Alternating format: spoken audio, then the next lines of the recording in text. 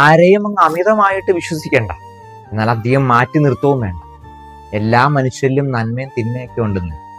ഇന്നത്തെ സുവിശേഷത്തില് കളകളുടെ ഉപമയാണ്. വേലക്കാരൊന്നും ചോദിക്കുന്നുണ്ട്, ഈ കളകളെ ഞങ്ങൾ പറിച്ചു കളയട്ടെ? യേശു പറഞ്ഞു, വേണ്ട, അവസാനം വരെ രണ്ടും ഈ കളയും വിളയൊക്കെ ഒരുമിച്ചങ്ങ് വളരട്ടെ. പക്ഷെ ഒരു ജഡ്ജ്മെന്റ് ഉണ്ട്. നമ്മുടെ എല്ലാം ഉള്ളിൽ ഇത് രണ്ടും ഉണ്ട്, നന്മയുണ്ട് തിന്മയുണ്ട്. അതുകൊണ്ട് ഈ പാപികളാണ്, കൊള്ളില്ലാത്തവനാണെന്നൊക്കെ പറഞ്ഞു കഴിഞ്ഞാൽ ആരെ മാറ്റി നിർത്തണ്ട. പാപികളുടെ ഉള്ളിലും നന്മയുടെ ചില ഘടകങ്ങളൊക്കെ ഉണ്ട്. അതുപോലെ തന്നെ ഒത്തിരി അഹങ്കരിക്കുകയും വേണ്ട, നമ്മൾ വലിയ നല്ലവരാണെന്നൊക്കെ പറഞ്ഞിട്ടുണ്ട്. കാരണം നമ്മുടെ ഉള്ളിലുണ്ട് തിന്മയുടെ, നമുക്കറിയാം നമ്മുടെ ബലഹീനതകൾ എന്തൊക്കെയാണെന്നൊക്കെയുള്ളത്. അതുകൊണ്ട് ആരെയും മാറ്റി നിർത്താനും ഒരുപാട് ചേർത്ത് പിടിക്കാനും പോകണ്ട. ദൈവം നമുക്ക് ചോയ്സ് തന്നിട്ടുണ്ട്.